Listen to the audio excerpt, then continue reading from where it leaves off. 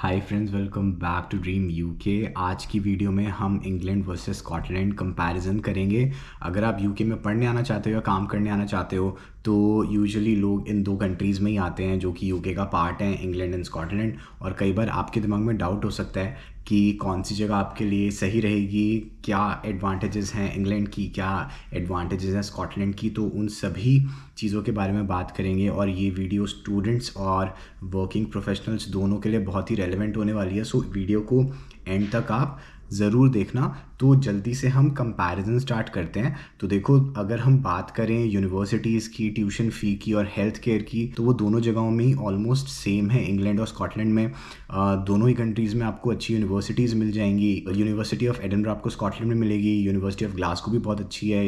ये दोनों top universities हैं स्कॉटलैंड में। उसके अलावा इंग्लैंड में आपको इंपीरियल कॉलेज लंदन मिल जाएगा, ऑक्सफोर्ड यूनिवर्सिटी, कैम्ब्रिज, और भी यहाँ पे UCL है, वो बहुत टॉप की यूनिवर्सिटी है। सो टॉप यूनिवर्सिटीज़ दोनों में ही हैं, but the number of top universities England में ज़्यादा हैं। और ट्यूशन फ़ी भी आपको ज़्यादा फ़ीस वाली यूनिवर्सिटीज़ आपको स्कॉटलैंड में भी मिल जाएंगी, इंग्लैंड में भी मिल जाएंगी, और सस्ती यूनिवर्सिटीज़ भी दोनों में ही हैं।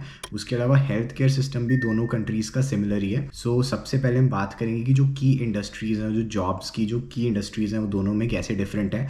तो अगर हम इंग्लैंड की बात करें, जहाँ पे अगर हम लंदन को देखते हैं, वहाँ पे की इंडस्ट्रीज़ में टेक जॉब्स हो गई, उसके बाद फाइनेंस रिलेटेड जॉब्स हो गई जिसमें इन्वेस्टमेंट बैंकिंग वगैरह सब आ जाता है। ये बहुत ज़्यादा पॉपुलर है फाइनेंस के लिए, तो लंदन हब माना जाता है फाइनेंस की जॉब्स का।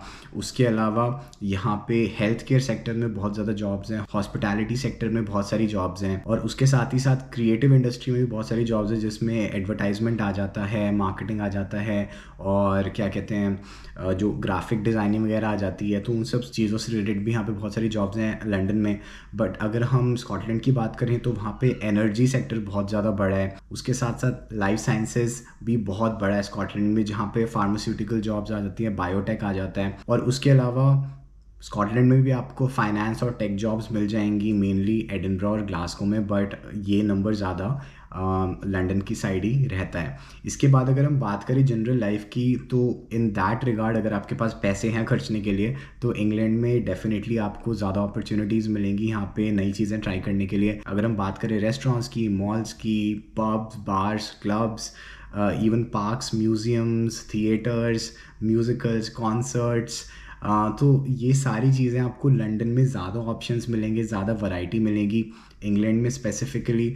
बट ये थोड़ा कम हो जाता है अगर आप स्कॉटलैंड जाते हो, इवन दो वहाँ पे भी बहुत सारी चीज़ें हैं, एडिनबरा में बहुत सारी चीज़ें हैं, बट यहाँ पे आपको फ़र्क पता चलेगा जब आप इंग्लैंड में आओगे। मैं दोनों जगहों में रहा हूँ, मैं काफ़ी टाइम के लिए स्कॉटलैंड में भी रहा हूँ, मैं अभी कुछ महीने हो गए यहाँ पे रहते हुए इंग्लैंड में, लंदन में। तो मैं दोनों चीज़ों का एक्सपीरियंस समझ के आपको बता रहा हूँ। इसके बाद आ जाता है नेटवर्किंग अपॉर्चुनिटीज़। तो देखो, नेटवर्किंग अपॉर्चुनिटीज़ वहाँ पे ज़्यादा होती है जहाँ पे आपकी की इंडस्ट्री है। तो जैसे कि मैंने आपको बताया कि लंदन में टेक और फाइनेंस की जॉब्स बहुत ज़्यादा हैं, तो यहाँ पे लंदन में आपकी नेटवर्किंग अपॉर्चुनिटीज़ भी उस फील्ड में ज़्यादा होंगी, बिकॉज यहाँ पे कॉन्फ्रेंसेस होती रहती हैं, नेटवर्किंग इवेंट्स होते रहते हैं जहाँ पे आप जा सकते हो। ऐसे ही एडिनबरा में जो इंडस्ट्रीज़ बड़ी है वहाँ पे वहाँ की नेटवर्किंग ज़्यादा काम आएगी। सो इसको भी आप इस तरीके से समझ सकते हो। अगर हम अकोमोडेशन की बात करें तो अकोमोडेशन इंग्लैंड में महंगी हो सकती है, स्पेशली अगर हम लंदन की बात करें, लंदन में काफ़ी महंगी है accommodation compare to Scotland. Edinburgh कहते हैं कि यूके में लंदन के बाद सेकंड मोस्ट एक्सपेंसिव सिटी है, लेकिन वहाँ की भी अकोमोडेशन की cost in comparison to London मेरे को काफ़ी बेटर लगी, बिकॉज लंदन में 5 जोन्स हैं। तो जोन 1 सबसे सेंट्रल होता है और जोन 5 तक वो बढ़ जाता है, शायद और भी जोन होते हैं बट अप टू 5 की लोग ज़्यादा बात करते हैं। तो अगर हम लंदन की बात करें तो जोन 1 2 3 में रेंट्स ज़्यादा हैं। अगर आप 4 और 5 में जाते हो तो शायद वो एडिनबरा के रेंट के कंपैरिजन में आप उस रेंज में चले जाओगे। लेकिन अगर आप स्टूडेंट हो और आप यहाँ पे आने से पहले अपनी अकोमोडेशन को सॉर्ट करना चाहते हो, तो उस केस में मैंने बहुत सारी वीडियोस बनाई हैं एम्बा स्टूडेंट के लिए। तो मैं फिर से आपको जल्दी से बताना चाहता हूँ कि अगर आप अपकमिंग स्टूडेंट हो, सितंबर इनटेक में आ रहे हो या फिर कमिंग इनटेक्स में आ रहे हो, तो आप इंडिया में रहते रहते यूके की स्टूडेंट अकोमोडेशन बुक कर सकते हो और यहाँ पे सीधा लैंड करते अपनी अकोमोडेशन में जा सकते हो। इसमें आपको ये भी बात पता होनी चाहिए कि मैंने बहुत सारे स्टूडेंट्स को एम्बा स्टूडेंट के थ्रू अकोमोडेशन दिलाई है, और ember student price match guarantee भी ऑफ़र कर रहा है, जिसमें क्या होता है अगर किसी भी और प्लेटफॉर्म पे आपको कोई अकोमोडेशन सेम अकोमोडेशन महंगी मिलती है एम्बा स्टूडेंट से, तो एम्बा स्टूडेंट उसका प्राइस मैच कर देगा। So there is no reason कि आप दूसरी प्लेटफॉर्म्स पे जाओ, बिकॉज एम्बा स्टूडेंट ट्रस्टेड भी है और वहाँ पे प्राइस मैच गारंटी भी है। और इसी के साथ साथ आपको पता होना चाहिए कि 1 जून से अकोमोडेशन के जो प्राइजेज़ हैं वो बढ़ने वाले हैं, जो स्टूडेंट अकोमोडेशन होती हैं, क्योंकि प्राइस स्टूडेंट अकोमोडेशन की प्राइजेस जैसे जैसे इनटेक क्लोज आता है, सितंबर इनटेक क्लोज आता है, वो बढ़ जाते हैं। तो 1 जून से 10% प्राइजेस एक्सपेक्टेड हैं, उससे ज़्यादा ही बढ़ सकते हैं। तो अगर आप स्टूडेंट अकोमोडेशन लेने का सोच रहे हो तो 1 जून से कोशिश करो पहले ही ले लो, क्योंकि वैसे ही ऑप्शंस कम हो गए हैं सितंबर इनटेक के लिए, और वो और कम हो जाएंगे आगे बढ़ते बढ़ते। आपको कुछ नहीं करना है, जो डिस्क्रिप्शन में लिंक है उस पर क्लिक करना है, अपनी डिटेल्स भरनी है, और आपको एम्बा स्टूडेंट से कॉल आएगी और आपको गाइड करा जाएगा कि आपको कैसे अपनी प्रोसेस आगे लेकर जानी है। और अब हम वीडियो में आगे बढ़ते हैं और बात करते हैं सिक्योरिटी की। तो देखो, मैं एडिनबरा में भी रहा हूँ 2.5 साल के करीब, और मैं लंदन में भी मेरे को कुछ महीने हो गए, और मैं पहले भी आता जाता काफ़ी रहता था। सो सिक्योरिटी के मामले में एडिनबरा जो स्कॉटलैंड में, जो वहाँ की कैपिटल है, वो बहुत ज़्यादा मेरे को सेफ़ लगी in comparison to London, because London में इतने सारे मेरे दोस्त हैं जिनके चलते चलते फ़ोन चोरी हो गए। एक तो दोस्त था मेरे साथ चल रहा था, उसका कोई फ़ोन चोरी करने की कोशिश कर रहा था। यहाँ पे स्टैबिंग की बहुत ज़्यादा न्यूज़ मैं सुनता हूँ, यहाँ पे वायलेंस भी मैंने ज़्यादा होते हुए देखी है, घरों में भी चोरियाँ होते मैंने देखी हैं। सो मेरा जो ओवरऑल एक्सपीरियंस है लोगों के साथ, उन्होंने मेरे को बताया कि लंदन में ज़्यादा क्राइम रेट है कंपेयर टू एडिनबरा। और एडिनबरा तो स्टूडेंट सिटी है, काफ़ी इंटरनेशनल स्टूडेंट्स हैं, चहक महक रहती है। अगर कोई 12-1 बजे भी सिटी सेंटर में चल रहा हो तो उसको ऐसा फील नहीं होगा कि बहुत लेट हो चुका है या फिर यहाँ पे क्राइम बढ़ गया है। सिटी सेंटर के आसपास का एरिया तो बहुत ही ज़्यादा सेफ़ है, और सिटी सेंटर के आसपास रहना उतना ज़्यादा एक्सपेंसिव भी नहीं है, because it's not London. So security के मामले में मेरे को एडिनबरा बेटर लगा। नेक्स्ट पॉइंट आता है वेदर। वेदर में मेरे को लगता है कि इंग्लैंड बेटर है, क्योंकि अगर हम लंदन का वेदर देखें, यहाँ पे थोड़ी ठंड कम पड़ती है compare to Edinburgh. Since Edinburgh north में है तो वहाँ पे ठंड भी ज़्यादा होती है, और वो बीच के पास है, ओशन के पास है, तो वहाँ पे हवाएं भी बहुत ज़्यादा तेज़ चलती हैं, और वहाँ पे बारिश भी और ज़्यादा होती है।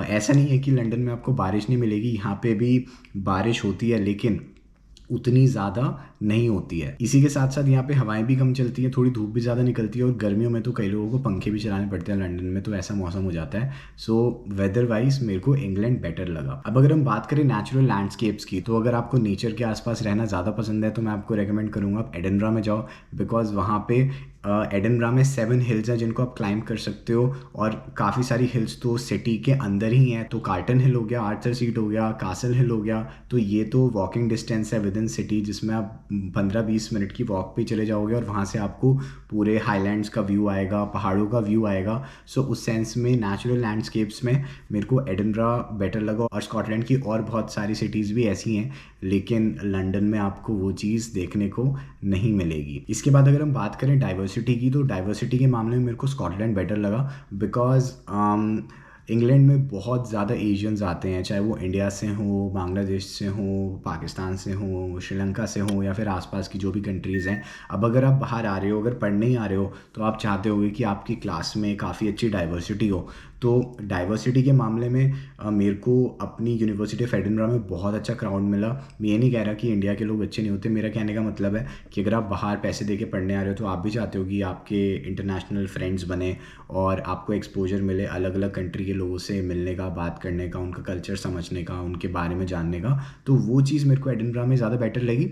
लंदन में भी आपको वो चीज़ एक्सपीरियंस हो सकती है अगर आप टॉप यूनिवर्सिटीज़ में पढ़ रहे हो, बट जैसे जैसे आप नीचे की यूनिवर्सिटीज़ में जाते हो डाइवर्सिटी कम होती जाती है, क्योंकि एंट्री बैरियर कम हो जाता है। और अगर हम नॉर्मल डेमोग्राफिक्स की भी बात करें, तो जो सड़क पे लोग चल रहे होते हैं, तो ज़्यादा एशियंस मेरे को लंदन में मिले कंपेयर टू एडिनबरा, जहाँ पे क्या कहते हैं, इंटरनेशनल कॉम्पोजिशन मुझे ज़्यादा लगी वेस्टर्न कंट्रीज़ के जो लोग होते हैं उनकी। और लास्ट पॉइंट है वॉकेबिलिटी। तो ये वॉकेबिलिटी के बारे में लोग ज़्यादा बात नहीं करते, बट ये बहुत ही ज़्यादा इंपॉर्टेंट पॉइंट है, क्योंकि लंदन जैसा शहर बहुत बड़ा है। यहाँ पे आप वॉक करके मैक्सिमम 1-2 ट्यूब स्टेशन दूर तक ही जा सकते हो, लेकिन उससे ज़्यादा आपको यहाँ पे अंडरग्राउंड जो ट्यूब होती है वो लेनी पड़ेगी या फिर बस लेनी पड़ेगी, और उसमें बहुत ज़्यादा खर्चा होता है।